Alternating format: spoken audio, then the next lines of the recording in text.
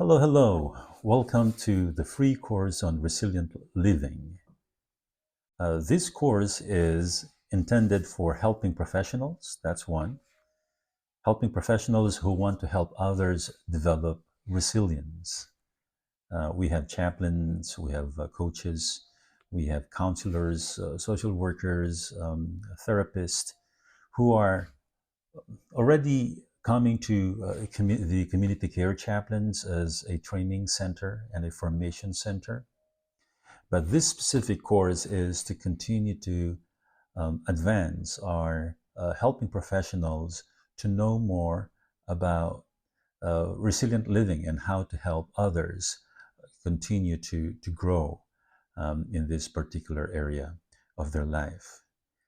The other folks who are coming to benefit from this training course are the people who find themselves stuck somewhere, those who are having difficulty moving forward, whether you are a teenager or a person who's having a midlife crisis or someone who just can't get over certain challenge in life, or those who are dealing with anger, with shame, with fear, those who are overwhelmed with the crisis that they're facing. This course is for you. I am Dr. Jeff Teo. I'm the founder of the Community Care Chaplains, and I'm also into cycling. And a couple of years ago, I fell in love in endurance cycling. I just want to let you know that I would never make it, considering the kind of inactivity and busyness that I had during the previous years. Um, I came to a point where I almost hated exercise. But in cycling, for you to be able to go the distance requires discipline, stamina, and resilience. And I just want to thank the wonderful SAG support, SAG, what we call this in cycling, the support and gadgets, because they are always there to make sure that whatever we need as we go tread those miles and miles and miles, we know that someone is waiting for us to give us the supplies that we need. This is the kind of support that we'd like to give you as you go these miles and miles of challenges in life. The community care chaplains would like to serve as a SAG. And one of the support we're giving you is this free course on resilient living. Life is a journey, and Community Care Chaplain's mission is to help you in this journey. Our mission is to build a community committed to helping you find the healing and the resilience that you need through our program, and especially through compassionate care. And also, I'd like to acknowledge the opportunity we have in this platform called School. This platform is designed to create and support communities like us, the community care chaplains. And we welcome you as you join us in this wonderful community. We are committed to nourish you and nurture you as long as you find time to hang out with us in this platform. To start, I'd like us to go with the course outline, the overview of this free course on resilient living. First, we will be discussing the problem. We'll give you an overview, and then we'll be talking about a little bit about resilience. What is resilience, and why do you need to develop your resilience as you go face your challenges in life? And then we'll give you the recipe, the secret on how to continue building blocks of resilience, one block after the other, so that you can fully discover. We're not giving you something new, something outside of what you have inside already, but we will give you a roadmap on how to tap and discover the kind of strength and the mechanism that you're built in as God creatures. These four building blocks are known to be: number one, our innocent freedom. We'll be talking about this in detail. And then we'll be talking about the courage to face the challenges that we have in life, the courage to confront the chaos. Life is full of chaos. It's just not a mountaintop kind of life. I mean, you know that in this journey, you're always facing trials and sometimes even tribulations. And then we'll be talking about the art of letting go. It's a very essential block in in resilience. And then finally, we'll be collecting all the experience to achieve certain equilibrium or wisdom. Some would call it the improving our emotional intelligence. Towards the end, we will give you an overview of the resources that we do have in community care chaplains. Okay, so let's get ready. Let's start with the problem overview. First, I'd like to bring a concept um, which is found in, if you may, I'm a Christian, and I sometimes I use scriptural metaphors. Okay, in Psalm 23rd, um, there is this um, idea that life is a journey, and there is a shepherd who would be with us both in prosperity and as well as in the challenges that we might be facing in life. This Psalm 23rd started with, the Lord's my shepherd, I shall not want. He maketh me lie down in green pastures. He restoreth my soul. He leadeth me in the path of righteousness. The green pasture is a very beautiful place to be in. But we have to move on, right? We have to continue in our journey. Now, towards the end of the journey, in Psalm, it says, and I shall dwell in the house of the Lord forever. Now, the temptation that we have, that we're facing, especially today, is how to get from the green pastures straight to the house of the Lord forever without going through the valley of the shadow of death, which is in the heart of Psalm 23rd. The psalmist says, yea, though I walk through the valley of the shadow of death, where I've experienced my challenges, my chaos, my conflict in life, it says, I will fear no evil because you are with me. There is a certain path that we have to take. The challenge nowadays is that, especially with all the inventions we have in the modern day society, we are very good in finding shortcuts, convenience, something that would help us skip, uh, living in the valley of the shadow of death. So our goal, the American dream, is how fast we could get from point A to point B, neglecting what is, necessary for our growth and development. So I want you to imagine that throughout this course, we will not take shortcut. This course, I'm not going to give you a roadmap on how to make your life a lot easier. This is resilient living. This is an invitation for you to take the valley, the chaos path, the chaotic path, the conflict. I'm not saying you create chaos in your life. I mean, we already have plenty of challenges in life. What I'm sharing here is giving you a roadmap so that you can go through the valley of the shadow of death, which will, you'll be surprised.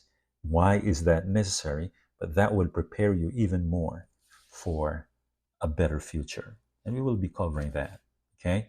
So that's why this concept here is not taking you and finding a path from point A to point B, but rather is allowing you to go through the valley of the shadow of death where you can build your own resilience.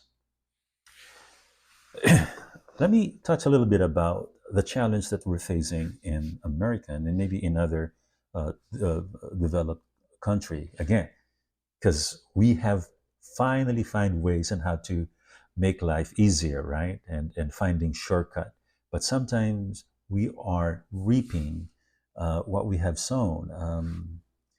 Our maybe grandparents who have been through Great Depression can give us the wisdom of the true meaning of resilience because they had a difficult life back then. But today, you know, here's what we are experiencing. There is a constant rise of anxiety, depression, and suicide among young people. And this proves the decrease of resilience in America.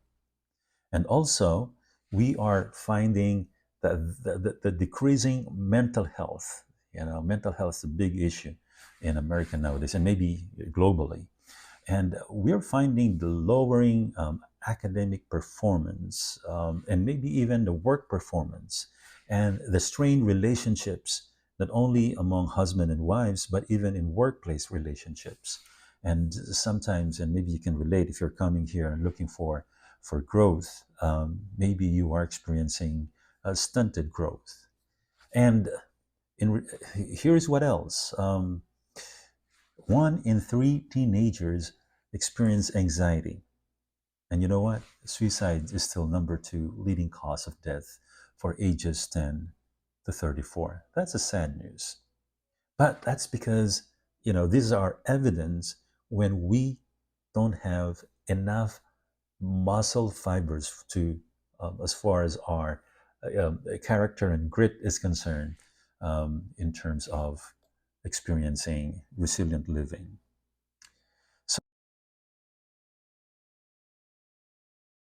So let's try to understand what is resilience. Okay, this is the next um, point here. Um, I want you to imagine these words that I'm going to show you because these words would define resilience. Okay, yeah, the grit. I like that word. Endurance, stability, how to persevere. You know, the strength, tenacity, how to overcome, how to be adaptable, you know, our recovery, fortitude, you know, thriving is a good word, determination, persistence, the transformation, the courage, resolve, and developing the backbone, you know. These are uh, evidence of what a resilient person is demonstrating.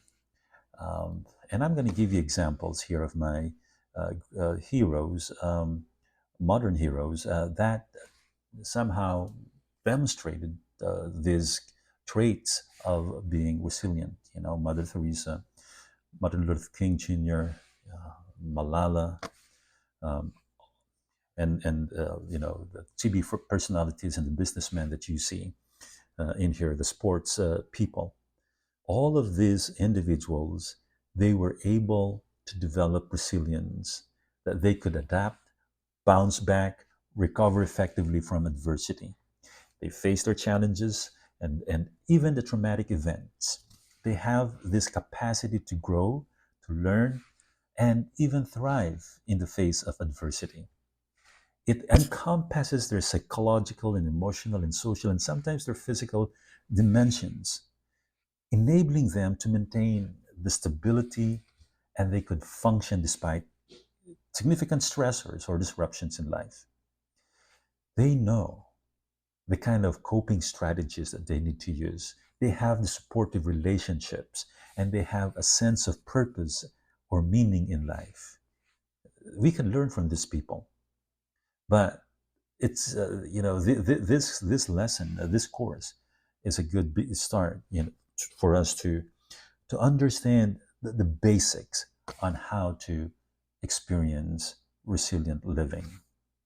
If you are doubtful, okay, that you might not be able, maybe some of you experience trauma in life, okay, I just want to remind you that there is a built-in mechanism in each one of us to survive different kinds of trauma in life.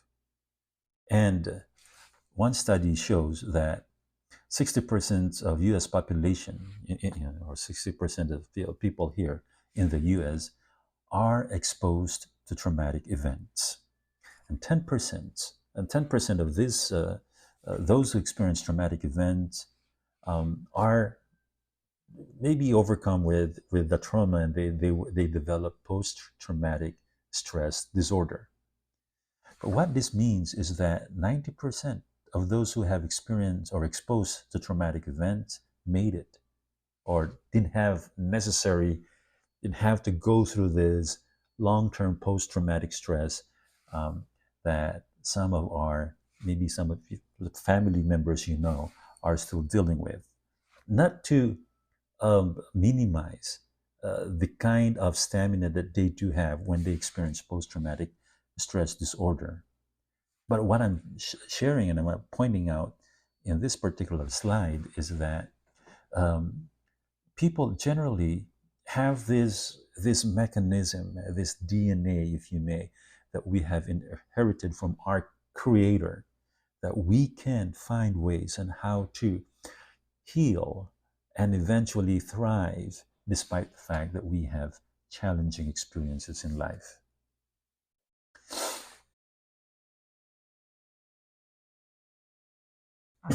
The next part of this course is for me to identify and discuss briefly the four building blocks of resilience. Okay, this would give you a bird's eye view on how to navigate the challenges you face with certain strength and adaptability. So let's start with the first block here. Okay, the first block is what I call our innocent freedom. This block has been there since the beginning of your time when you were babies. You have this innocence and the kind of freedom that you enjoy. For example, do you remember when you were, um, maybe you don't remember because we are not wired to remember everything when we were small kids, right? But observe observe a little child, a toddler, or maybe someone who's learning how to walk. Um, the excitement in their face when they slowly gaining strides, and then still finding the balance with all of their limitations, and sometimes they fall on the floor and even hit the wall or furniture and get scratches and wounds, and how fragile a baby is. But their limitation and fragility doesn't limit them to experience the world in their own terms. And in their own terms, it's 100% freedom. That's why, as parents, we are busy proofing the house to make sure it won't hurt the child, because the freedom is just too much. They have this freedom. I just want to, and this freedom is something that you can use even nowadays as you face challenges in life. And I'm going to talk about the how to use this freedom on the second round, but let me just briefly complete presenting to you the different blocks of resilience. The next one is what I call the chaos and conflict block. This is a very important part of building a resilience. We are not born in a perfect world, and sometimes there is a reason for that. If you can, ideally, you would like to live in a place where pain-free kind of world, right? But no, by design, uh, the challenges that we face, even as a child, help us to become a better person. So that is something that we need to take advantage of, especially if you are a young person here. If this is your time to learn, to embrace and learn fully from the kind of chaos and conflict and failures, that you have experienced. Most of the heroes I presented a while ago, all of them have their own failures and dwell in their own chaos and conflict in life. But as a result, they became more resilient. The next block here is what I call the emptiness, or the process of letting go. Just want to let you know that life is not about achieving and attaining and receiving. It is very important for us to discover this important block on how to experience the emptying of oneself and the letting go. Um, if there, I'm gonna in details. I'm getting excited on how to point out the precious gems, um, and understanding of what does it entail to experience emptiness and letting go. But just want to highlight the fact that this is an important block right after chaos and conflict. Because you know what, you cannot experience letting go unless you have gone through the purifying process of chaos and conflict. And let me say this, that you can't go through the purifying process of chaos and conflict without the foundation that you can garner from the innocent from the time when you were enjoying your innocent freedom. Okay. And finally, okay, this is the wisdom, the serenity, the emotional intelligence that we can continue to develop because of the previous building blocks that we have experienced. And I'm going to share more about that in detail as we move along. So, this is the whole picture. I'm going to take you to just rewind a little bit and delve deeper on each of this block. Okay? So, let me go back to the innocent freedom. When I say innocent freedom, I want you to capture three things. And you can read this in 1 Corinthians 13:13. This is God's DNA. Um, what God has in mind when He envisioned the process of growing, especially from a little child. He has this in mind, and it's good that it's very clear and in the scriptural passage, such as 1 Corinthians 13:13. This is the freedom to trust, the freedom to love, and the freedom to hope. Or, in the language of Paul's 1 Corinthians 13, faith, hope, and love. Okay? But I want you to go back to your innocence when you were a child. Do you remember your freedom to trust as a child? When a father asks a little child to say jump, you know, sometimes we play. It's a game we play. We place our little child on a higher place, and then we teach them. We are not actually teaching them to dare or to jump. It's just built in them. We know that they would jump if we ask them to jump. Where did they get that kind of trust? That freedom to trust. It's built in. It's in there. Trust means they are seeing their value, that if they would jump, they would be rescued. They would, that kind of comfort and confidence. And they also see the other person in this relationship. They know that person is trustworthy. So that kind of freedom.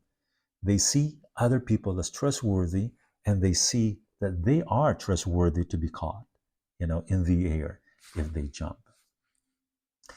The other freedom is love, of a baby in all of his or her, in their vulnerability, in their nakedness, in their nimbleness and limitations and helplessness. They smile when you try to change their diaper. They cry if they have to let you know that something is wrong.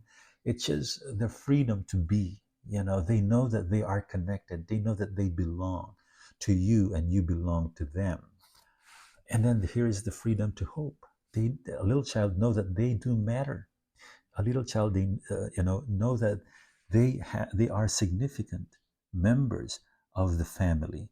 Um, a child would cry nonstop with a belief, with a hope that you will hear them, with a hope that you see them as someone important in this world.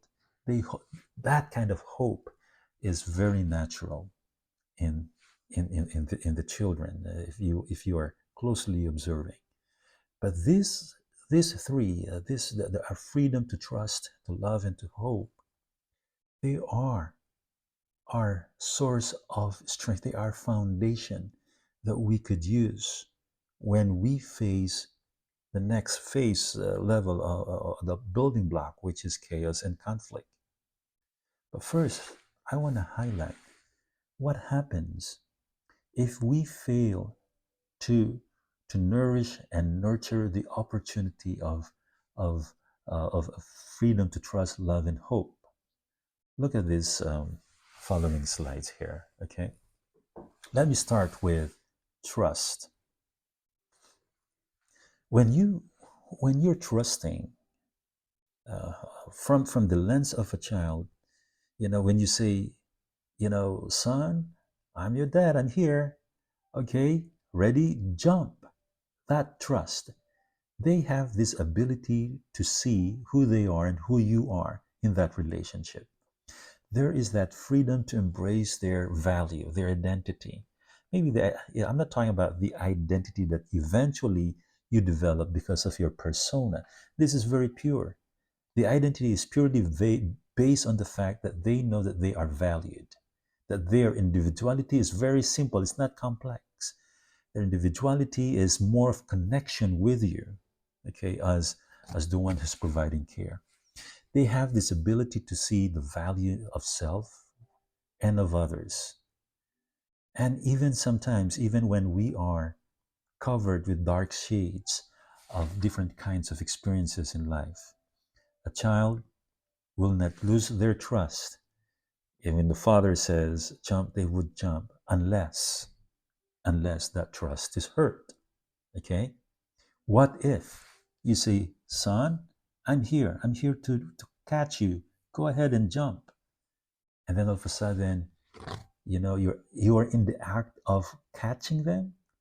What happens if you trick them and remove your hands and they jump, trusting you fully, and then fall and get hurt? Maybe that's the beginning of a broken trust. And a broken trust is not good to sustain what you would need when you face the next level, which is conflict and chaos. And it's not just a broken trust. Sometimes we also experience a broken freedom to love. You know, love is something that is innate. You don't have to teach a child to belong, to giggle and embrace and lick you, the baby, and hug you tight, and and just give themselves to you because they know they belong. Love is home. And the question that people ask when this home is broken is the never ending question of, where did I come from? Am I connected? Do I belong? But a child, they do have the freedom to belong with all of their limitations and nakedness and vulnerability. As a child, they have this ability to connect without agenda, without conditions, without control. And as a child, they can freely love, even if sometimes it involves, pain and charges. A child is exposed to pain, you know, but there is a pain that eventually would fully hurt our freedom to love. What if a child in its purity engaged and connected in pure love and yet get a message that says, I can only love you if you do well in school. I can only love you if you behave properly. I can only love you with all of these conditions. And sometimes it could, for a child, it could be overwhelming. Now they're learning adult language. The purity of love is slowly disappearing. But this love is very useful when you face um, different kinds of challenges in life. If you know that you belong, even though you no longer see visibly home, you no longer see the person that you're connected with, but you know deep in your heart that you belong, that would be a big tool in facing life's challenges. Now, The last one that I would like to discuss here, as far as our freedom, our innocent freedom, is our freedom to hope. A child has no problem saying, when they play, have you seen them play? You know, they say, I'm the king of England. I'm a princess. I'm Belle. Oh, I'm the beast. I'm the prince. I'm an astronaut. They can see them, visualize themselves as someone powerful. Superheroes, there's always a, a thin line that separates their sense of self and the superheroes, because they believe that they do matter. They believe that their ability and freedom to hope is just endless. They have this freedom to live life spontaneously. Go back to the child. The child would teach us this kind of freedom. They have the ability to make a difference without fearing rejection, isolation, and abandonment. When a father gets home, then the daughter would just simply say, "Hey, Dad, look, I can now do cartwheel." It's just a beautiful thing that they know that in the eyes of the others, uh, as small as a cartwheel, or as small as, look, I can jump now, I can walk now. They know that they do matter. This is the kind of freedom that we can learn from a child. The freedom, they are free enough to matter in this world. Imagine if you have this freedom and face the conflict in life. It would be different. Even though it's dark, someone is there for you.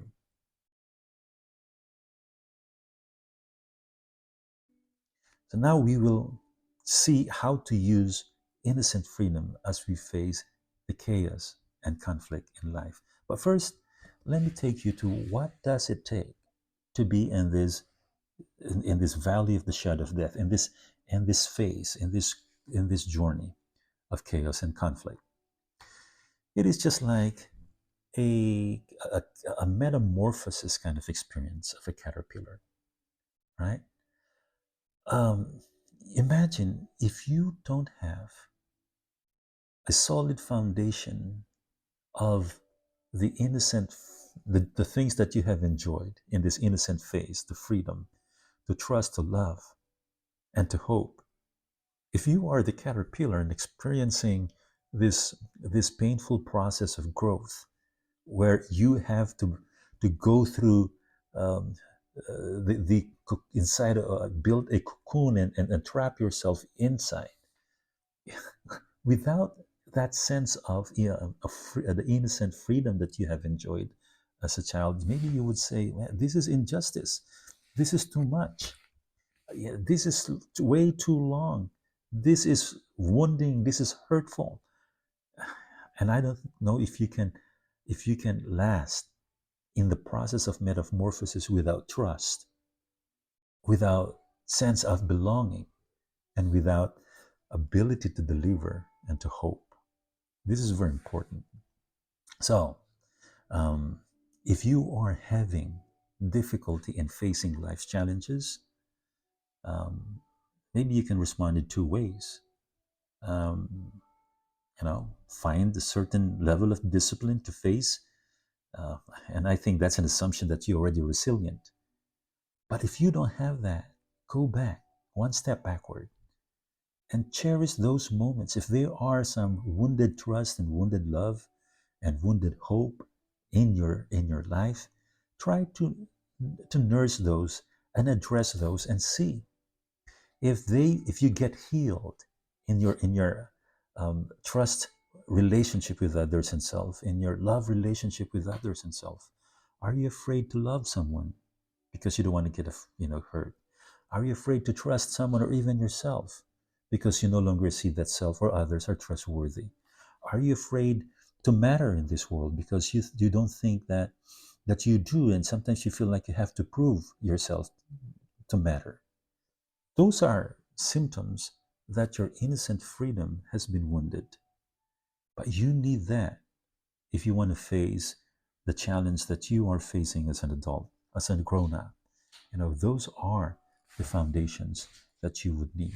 And the community care chaplains, part of the service that we provide is helping you identify chaos and conflict is a part of our growth process. If you want to be a beautiful butterfly, okay, you cannot skip this process. Again, this is the part where we would like to build a bridge so we can from green pastures we can jump right away to the house of the Lord forever. But this is very important. If you're coming from a Judeo-Christian faith, maybe you've heard about this story of Israel and the birthing of a nation when they were freed, enjoying the freedom that they haven't experienced for about 400 years, and now they're free, and they said we're ready to become a nation. But the journey is not just relocating a group of people to a different land so that they can start becoming a nation. The birthing process is very important. They have to wander in the wilderness for 40 years. They have to go through a dead end kind of situation where the Red Sea is right in front of them, and the Egyptian army, is behind them, and it's just the sense of so hopelessness and helplessness. But they have to rebuild their freedom to trust, their freedom to love, and then the freedom to hope, to matter. The journey was long because it's about both building their innocent or restoring their innocent freedom, and using that as they face the different kinds of conflict and chaos in life. The greatest conflict and challenge that they have faced is not about the external, it's something internal. Can they really trust um, the very guide, Moses and God, as God leads them out from Egypt, but not directly to the promised land, because they have to go through this process.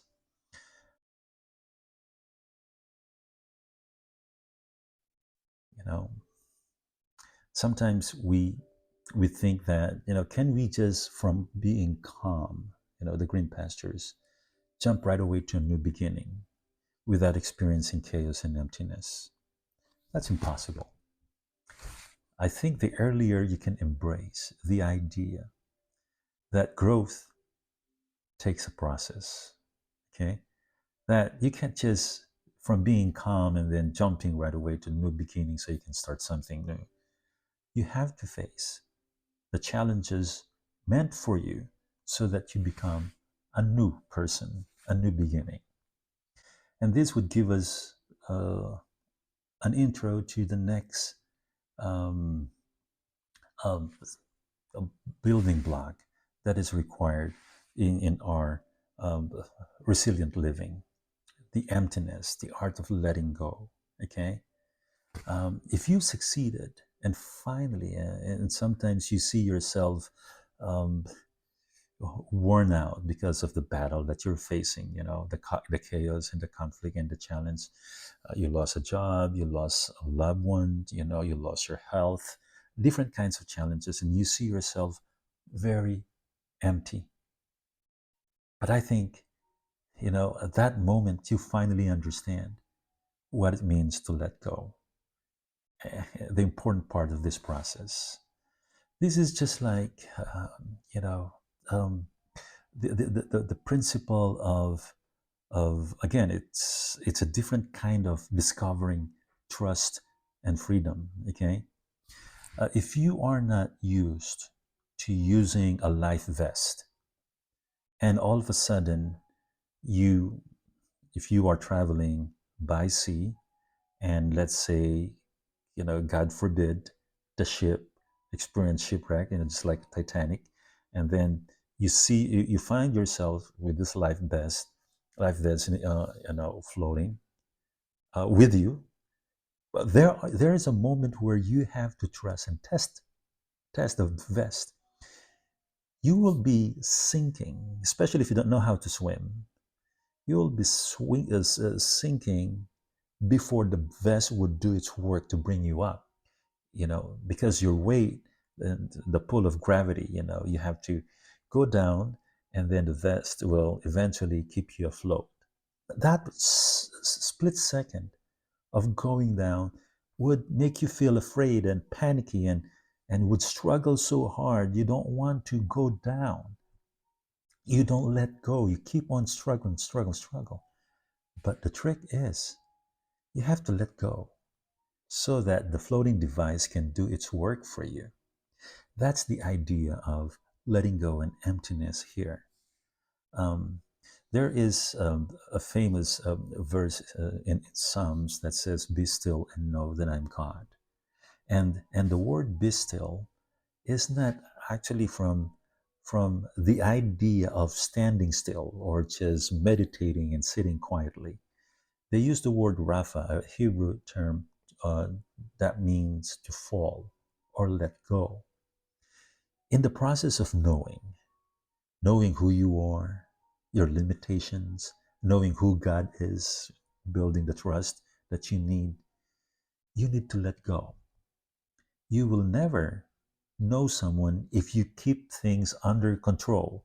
If your hands is busy trying to control things here and there, making sure that you're safe.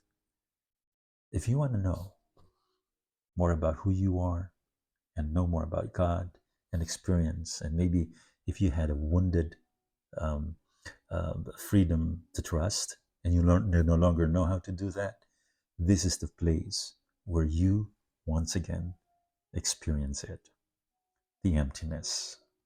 Okay? The art of letting go. Now, finally, before we go to the last block, and I just want to leave this to you. If you see yourself stuck and can't move along, can't move forward, think of these two things that keeps you from the two things that keep you from growing. One, the things that you can't let go, and two, the things that you can't embrace. And this will take us to the last idea of the block of resilience, okay, which is wisdom and serenity.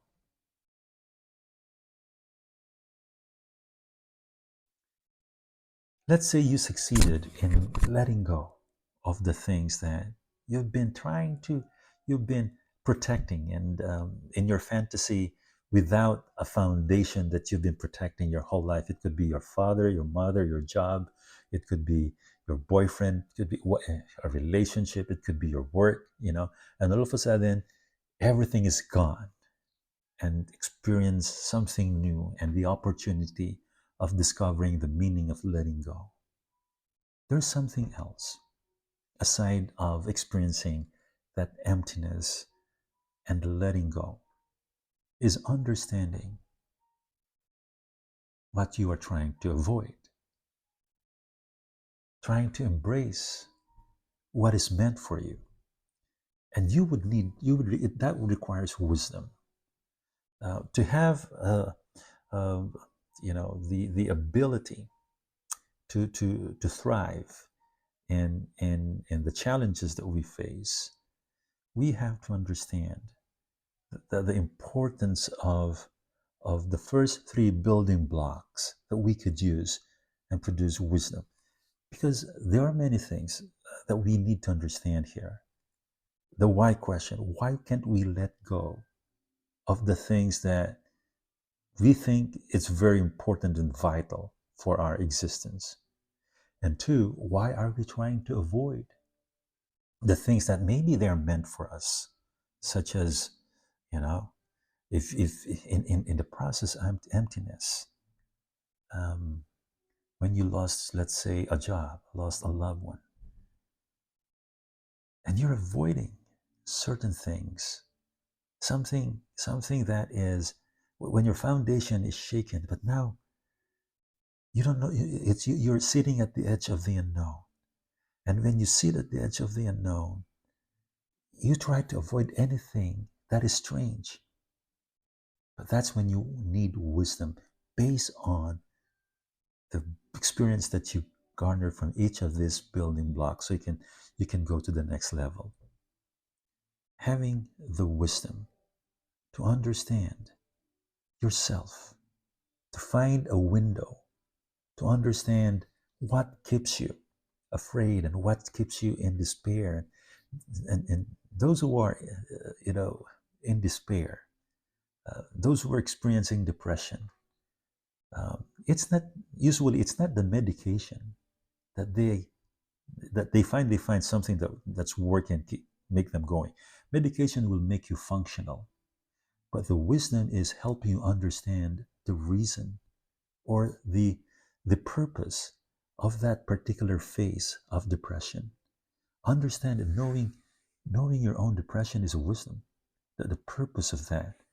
Some people got over their own depression and or their anger issue because something has been revealed. That's the kind of wisdom that you'd like to have to experience in this process. This is just an overview. We will try to provide the space for you if you want to have one-on-one kind of relationship with our chaplains, clinically trained chaplains, if you want to know more about the process of building these blocks of resilience. I just want to make sure that you eventually find a commitment to continue in this process. Okay, this because what we've been sharing here, it's just bird's eye view. The actual work would happen after this concept makes sense to you. As chaplain, I just want to introduce you to um, the kind of work that you would be doing. Okay, when you experience our clinically trained chaplains here in this community, our trained chaplains will hold the space for you. You will start on the surface and something safe, something that you feel like it's far enough from your struggles. Okay, people don't want to address their struggles right away. They want to hide. They want to avoid, to dismiss their struggles. But our clinically trained chaplains, they're here to hold space for you so that you can slowly go from the surface to the next level down to your struggle, face and confront your chaos until you finally hear your own story. Until this story will finally crack an opening, uh, putting a hole on the wall that divides your conscious and subconscious, so that you can finally see and understand um, what actually is making or keeping you down in your own despair or anger or different kinds of emotion. Your emotions, they are just warning bells. They have a story to tell, and our clinically trained chaplains here would be here to hold space for you so that you can go through this journey of finding your own wisdom. I'd like to close with the serenity prayer that I think is very apropos for this course. It says, God, grant me the serenity to accept the things I cannot change, the courage to change the things I can, and wisdom to know the difference. It takes grace to fully understand the meaning of this prayer. Grace where you could accept the things you can't change, and the grace that would revive the sense of worth that you do have so that you can change the things you can. And it will take grace for you to understand the difference, because understanding the difference is not just identifying what's the difference, but also embracing and accepting both the things that you can change and you can't change. So once again, in this life, I want you to understand, to keep in mind, that life is not about finding a shortcut to something that's more convenient, but rather is going through the valley so that as we face our chaos and conflict in life, the more resilient we become and the more we become blessing to others, because we could help others as well with the kind of resilience that we have. And I hope you can be a beacon of light to others. I'd like to close this with Nelson Mandela's quote. He said, "Do not judge me by my success, but judge me by how many times I fell down and got back up again." For those who are here, who are challenged and overcome by their crisis in life and find themselves failure, falling maybe 6, 7 times or more, may Nelson Mandela reminds us that it's not about how many times we fall, but how many times we got back up again. And you can do this. You are resilient enough to fight this. So, Community Care Chaplains is here, always willing to provide the kind of help you need. We will be providing free courses in this community, and we will be providing one-on-one sessions, as well as if you sign up, you let us know if you want to receive our weekly devotional.